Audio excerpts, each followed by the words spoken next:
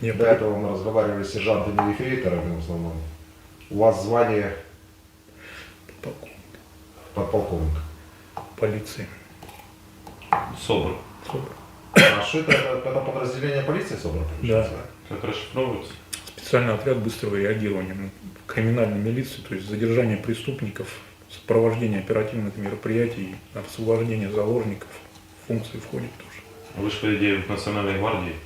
Ну, в 2016 году была реорганизация, и подразделение силового блока МВД передали в распоряжение Росгвардии.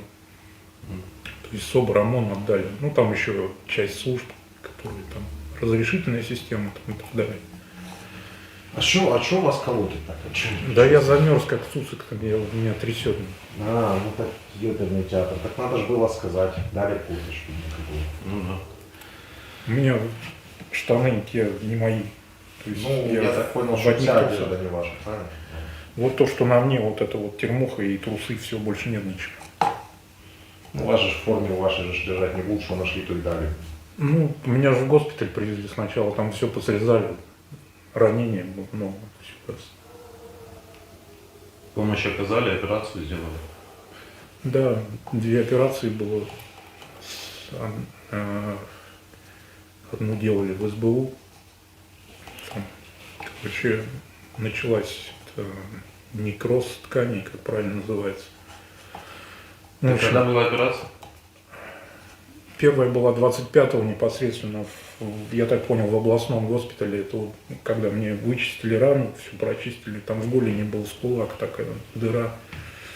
Вот, и загипсовали, ну, лангет положили, перебинтовали, все, там дренажи поставили. Просто надо было перевязки делать вовремя. И это самое. Так, все, да? Вы даете право на видеозапись? Да. Вот на публикацию вашего комментария. Да. Как вас зовут? Представьтесь, пожалуйста. Зовут меня Астахов Дмитрий Михайлович. Дата рождения 30.09.1974 года. На данный момент, ну, до настоящего времени проходил службу в специальном отряде быстрого реагирования на должности старшего оперуполномоченного по ОВД, звание подполковник полиции. Как вы думаете, направлять таких людей, как вы, в Украину вот, для этих действий, это рационально, нерационально, правильно, неправильно, с любой точки зрения?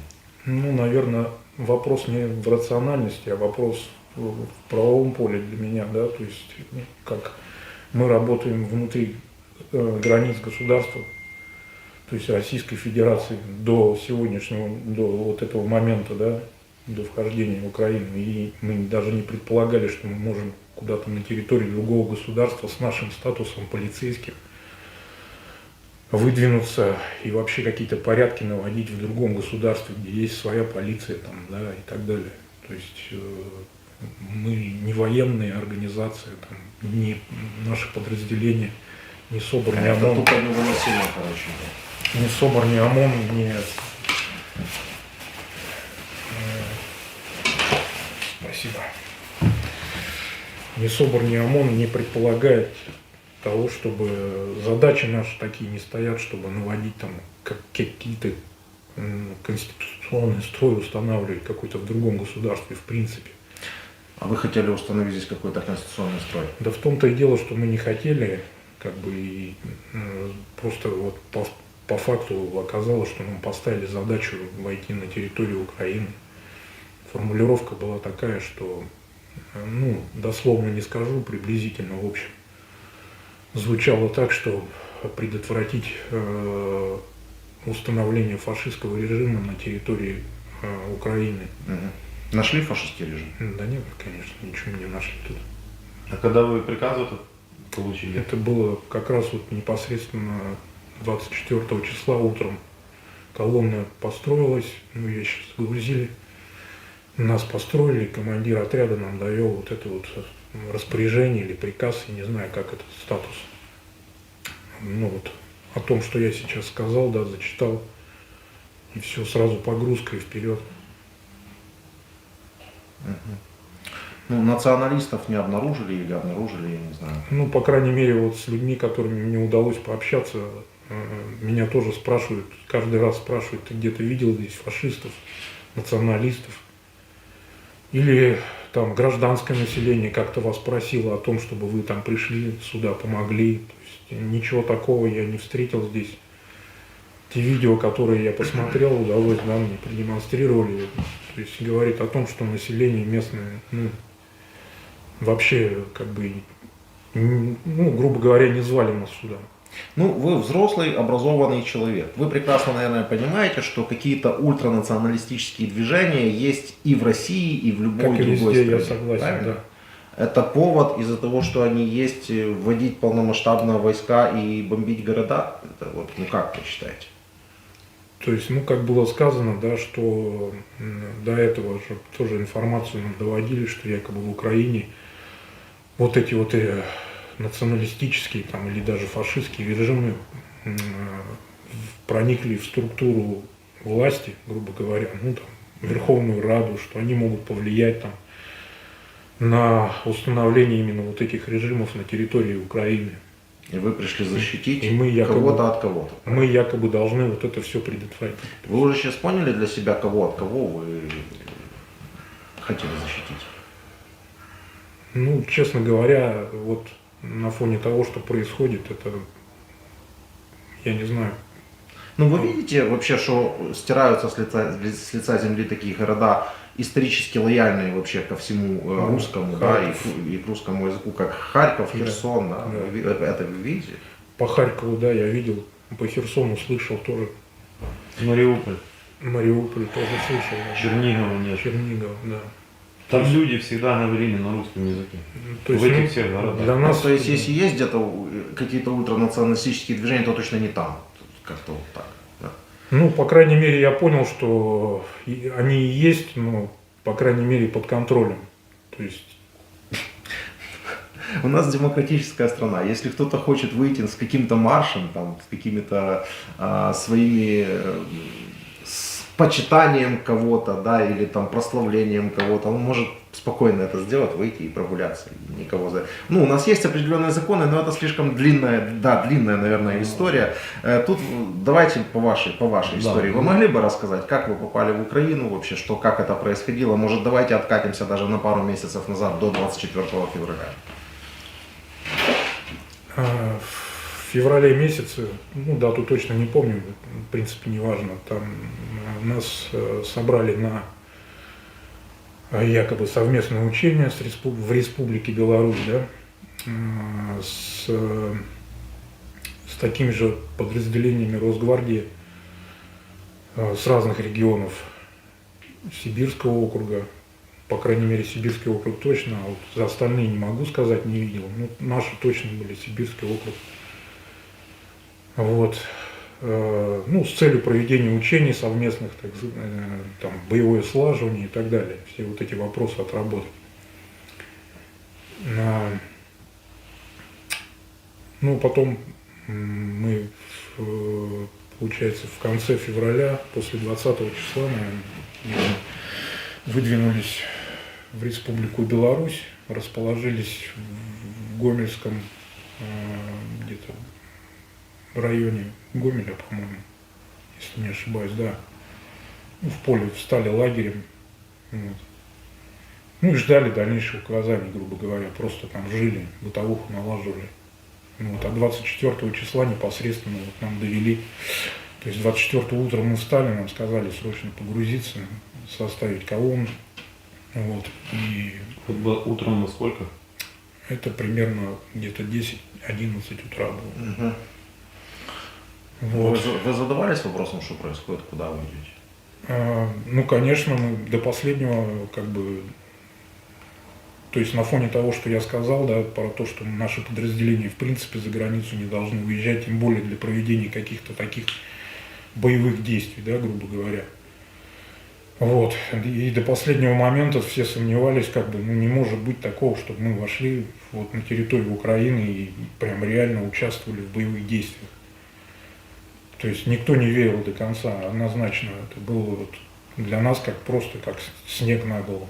Скажите, а у вас были с собой щиты, гумовики, как российскую гумовые? Резиновые, Резиновые палки палки. резиновые, Ну, у да. нас подразделения нет по штату такого, мы не занимаемся массовыми беспорядками, то есть по факту не было. Ну, просто было несколько автобусов из России, которые подорвали там, да, расстреляли и обнаружили в этом такие вот вещи. Как вы думаете? То есть это уже, я так понимаю, что вместе с вами сюда ваши командующие направляли сразу же для того, чтобы утихомирить здесь какие-то беспорядки, все такое. То есть там вот настолько далекие люди от реальности были, что они думали, что здесь сразу же и власть сразу же, я так понимаю, установится. И... Ну, судя по всему, да, то есть судя по тому, что происходило, как мы вообще заходили, да, то есть мы просто ехали вот как из точки А в точку Б. А Просто, через какой вы переход прошли? значит, В Гомель это? со стороны Беларуси мы проехали Припять, Мгм. вот, и по этому направлению, то есть населенные пункты сказать не могу, потому что остановки были короткие, и основная часть их, даже не основная, наверное, вот населенных пунктов даже не могу сказать, не назову. Где вы вступили в бой? А уже, насколько я понял, на подъезде к Киеву переезжали через мост. Ну, с ребятами я пообщался, говорят, вроде как Ирпенский мост. Какой из них, я точно не могу сказать. Вот, и прямо на мосту все, попали под обстрел сразу же. Сколько колонн было? По количеству техники не могу сказать. Ну, Очень плюс-минус. много. Ну, очень много. Очень Там, много. 50. 64 машины, там 70 100 машин. машин. Ну, 40 может машин. быть, да, судя по тому, что примерно, опять же, цифра там 2-2,5 тысячи человек, сколько там техники нужно для... То есть больше 100 машин. Подожди, 2500 человек это что? Что это за цифра? Ну, это вот примерно количество людей, ну, Росгвардии. Живая сила в колонне в этой, да? Колонне, да. Ну, то есть я просто не могу сказать, двигались ли мы одной колонной, или потом разошлись. То есть колонна длинная была. Ну, ваша оценка, вы же подполковник, понимаете? Ну, сложно сказать, ну, в каждой машине сколько там, по 15 человек Да. сидит, да. То есть, вот, грубо говоря, математически там разделить. Там, Больше 100 машин в любом 100 случае. машин-то точно, наверное, было. 150 машин. Насколько можно. Что произошло? Ну, произошло что? Мы выдвигались вот в точку Б, как нам сказали, мы доедем до Киева, да, там нам задачу поставили организовать ротный опорный пункт. И это самое. И дальше уже ждать распоряжения, задачи. Курить. Спасибо. Вот. И, то есть мы просто ехали из точки А в точку Б. Просто на КАМАЗах. Там никакого там боевого хранения не выставлялось, ничего, ни прикрытия никакого не было. Просто ехали и все. Ну, вы понимаете, что это вот отправка людей в виде мяса какого-то просто? Ну, сейчас, да, конечно, я понимаю, вот, ну, судя по тому, что произошло, я думаю, у всех, кто остался в живых, там, если кто-то остался, да, то пришло понимание, что нас просто бросили, вот. И вы говорите, колонна приняла бой, и по вашим оценкам, Да мы, по сути, бой-то не приняли. Там, что, у нас было стрелковое вооружение, по нам били с тяжелого, я не знаю, танки это были или гранатометы. Ну, то есть, всю колонну расстреляли. всю, что я видел, вот, в зоне видимости моей был. То есть, меня ранило сразу практически. Как только из машины вышел, Ваша оценка, сколько было убито? ой, сложно сказать, но Ну, ваше подразделение, сколько человек? около 35 получается. По крайней мере, я не знаю, что с ними дальше было. Я же сразу практически ранен был. И мне сложно судить, но много, очень много. А после того, как вас ранило, что дальше вы помните? Какие события, как развивались? Дальше на мосту все это дело произошло. Ну, как я про себя рассказываю, да. То есть я выпрыгнул из машины, отбежал от нее подальше, упал на мост. То есть и при следующей перебежке меня сразу ранило. Вот, потом я услышал, что нужно под мост, как сказать, перебираться под мост, с моста уходить, чтобы не попасть под огонь. Вот, мы все, кто остался туда, под мост сгрудились. Вот, там река, Соответственно, там сгруппировались. Вот, и после этого, ну, грубо говоря, началась просто пешая эвакуация, перешли через реку и в направлении, в обратном начали выдвигаться. Ну, а там же я уже сознание терял периодически, мне сложно было обстановку оценивать. То есть я слышал там взрывы, выстрелы со стороны места, где колонна попала. Может быть, это боеприпасы взрывались там какие-то, ну, там, которые в машине находились. Понял. Ну, как, вам оказали помощь, да, медицинскую? Медикам я, по сути, благодарен, потому что они мне, во-первых, ногу спасли от гангрены, это однозначно. То есть медикам вообще вопросов нет. И все эти люди, которые мне помогали, они меня те же самые вопросы задавали, что и вы, зачем вы сюда приехали. Ну, а к кому вопросы есть у вас? Или к медикам вопросы нет, а к кому есть вопросы у вас? Да вообще, по сути, к вашей стороне вопросов нет. Я говорю, своей? если бы, ну, как бы на мое государство, да, так напали, да, то есть мы бы действовали точно так же абсолютно. То есть ответ адекватный, короче, был. То есть мы, по сути, как оккупанты сюда пришли. Ну, то есть для вас это уже ничего удивительного, не стоит вопрос, почему украинцы называют россиян фашистами. Ну, по сути, мы по сути, так и получается, здесь происходит геноцид. Вот то, что я слышу. Я понял. Просто сейчас у россиян такая пластинка поставилась новая тема, что мы, россияне, теперь, как евреи во время Второй мировой войны, то есть против нас затеяли геноцид якобы вот все. Скажите, пожалуйста, как, по вашему мнению, это адекватное сравнение на сегодняшний день россиян с евреями во время Второй мировой войны?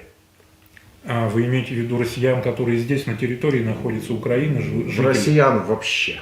То есть вообще. Но они сейчас так вот сравнивают, что вот к нам сейчас относятся, как вот во Вторую мировую войну к евреям относились. Дело в том, что во Вторую мировую войну евреи, они как бы ни на кого вроде бы не нападали, если я ничего не путаю.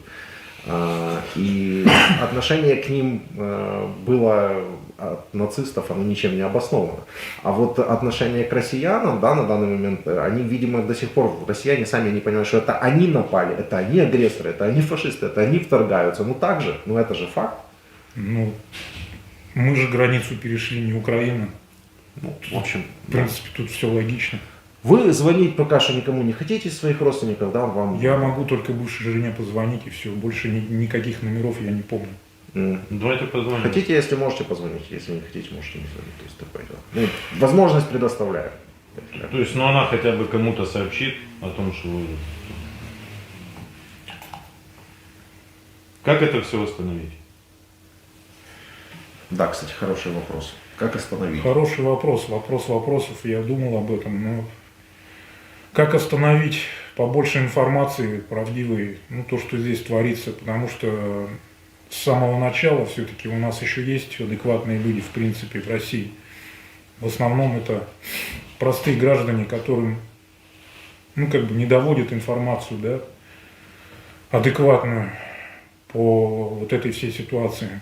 И люди, многие в неведении, а еще больший процент, наверное, заняли такую позицию, что моя хата с краю, ничего не знаю там. Вот, ну, наверное, я все-таки надеюсь на что сейчас вот эти вот санкции пойдут, да, люди поймут, что два события свяжут воедино, что санкции эти не просто там, просто так вводятся, да, а именно из-за того, что мы вторглись на территорию чужого государства. Ну, они думают, что санкции вводятся просто потому, что их сейчас притесняют, как евреев во Вторую мировую. Это мы возвращаемся к той же теме, Да. и к их пластинке. Я вам больше скажу, сейчас россияне будут смотреть вас же и слушать вас же, и писать в комментариях, это все фейк, это неправда, это заказуха, и это все чернуха. Вас принуждали к разговору? Поэтому? Нет, Да, мы вас готовили, я там как-то вас готовил к этому разговору. нет. Вы знаете, сколько уже погибло человек? Ну, крайняя цифра, Ваших армии? крайняя цифра была 10 тысяч. Ну, я думаю, это больше сейчас уже. Более 14 тысяч на сегодня. Сколько трехсотых? Нет, такой статистики не знаю. Более 50 тысяч. Вы знаете, что ваши не оказывают помощь? Что Ну, вы про это это я думаете? слышал. Своим же, да. Своим же. Это я слышал, да. Ну вот мы разговаривали с человеком, он сказал, что его бросили, ампутировали ногу. Ну да, ну зачем пересказывать все видео, которые мы... Как вы это можете прокомментировать? Своих не бросаем, вот этот девиз, который крутится у вас по всем Ну телевизорам. да, мощный этот слоган, который... Да. Вас-то бросили, получается. Вы ранены были. Да нет, так тут хуже того, что бросили раненого. Тут бросили вообще в топку, получается. Изначально, да. Я нажимаю на паузу, чтобы вы сказали номер, чтобы номер не попал на запись. Алло. Таня, это я, привет. Кто я? Астахов Дмитрий Михайлович. Мне дали возможность позвонить. С 9 марта тебе нету, блядь, вообще ничего, никакого слуха. Ну вот, А почему на телефоне на том тебя нету? То есть тебя куда-то уже отвезли до другого места? Да. Угу. Как нога? Нога заживает, слава богу, перевязки делают каждый день, поэтому нога заживает вроде. Слава тебе, Господи. Димка, ты не представляешь, мы вот сидим, короче, Чижов, Милованова, Анжелка и я. Мы вообще уже 2 часа тебе говорим, ты не представляешь. Мы вспоминаем все, что, блин, было, все, что хорошее, все капец какой-то. Да ладно, Таня, это лирика, короче, это самое. В общем, передай моим, что я жив. Хорошо, хорошо, Дим. Ну, А она понимает, Татьяна, что вы в плену или... ну да, она знает. Можно Татьяне? Что я понимаю? Ну что в плену? Тань, тебе вопрос хотят задать, просто послушай. Да, я журналист, меня Владимир зовут, я блогер. Скажите, пожалуйста, вот что сейчас происходит в Украине, по вашему мнению? Ну, как понять, военные действия? Мгм. В военных действиях кто является стороной агрессором? Ну, ребят, я не вникаю в эти моменты, потому что я простой человек и не следующий в этом. Ну, я понял. Поэтому Вы просто я только что говорили, что надо полностью больше информации, не больше правды. критична в Вот этом. возможность. Митинги у нас уже были на территории Российской Федерации все и на территории Кузбасса.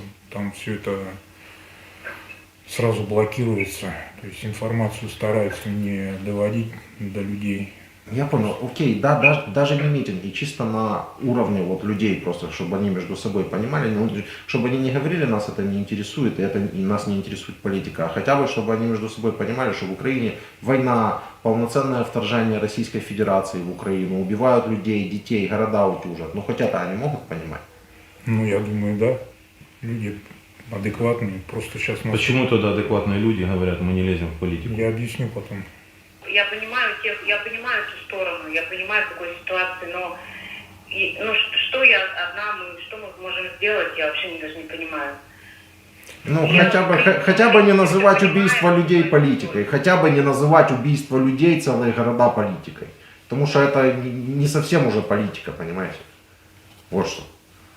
Это геноцид украинского народа. Ну, фактически, да. Просто здесь города мирные, постоянно, каждый день происходят артобстрелы и бомбардировки. Чернигова нет, Харькова нет. 1,5 миллиона беженцев, это на тот момент, насколько я знаю. Сейчас, наверное, уже больше. Более 5 Уже миллионов. более 5. Ну, то есть... вот- Мариуполя нет. Городов нет. Миллионных городов нет. Я вам скажу так, что мы подозреваем об этом, мы даже как-то верим, наверное, в это уже все. Найдите в Телеграме канал «Ищу своих». Ищи своих, там будет это видео. Все, хорошо, спасибо. Посмотрите. Да, все посмотрим. Хорошо, до свидания. Димочка, пожалуйста, мы тебя любим, возвращайся. Давай, пока. Объясните, Может, пожалуйста. Да, что объяснить? Да, я наверняка уверен, что она под контролем уже там сидит. Это 100%. И родители мои, и дочь моя то же самое. Там уже четко, строго-настрого там сказано, что можно говорить, что нельзя. Вы же сами знаете, что у нас закон недавно вышел о распространении фейков. Слово «война» в принципе не... О распространении правды. Ну, Запрет на распространение правды.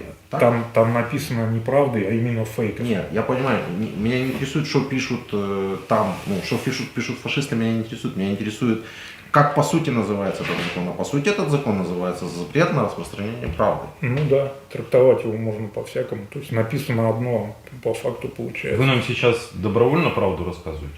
Да, конечно. Ну, это правда, это не фейк. Нет. Получается, значит, закон о фейках, о распространении, закон о запрете распространения правды, то есть сам по себе закон фейк. Ну, ладно, окей. Есть что-то добавить, если хотите, можете добавить. Это видео сегодня увидит много людей. Русских людей, россиян. Мы хотим донести правду. Подумайте, что вы можете передать своим согражданам. Это важно очень. Ну, согражданам что хочу передать. Наконец-то, наверное, не наконец-то, а настал такой момент, когда нужно думать головой своей,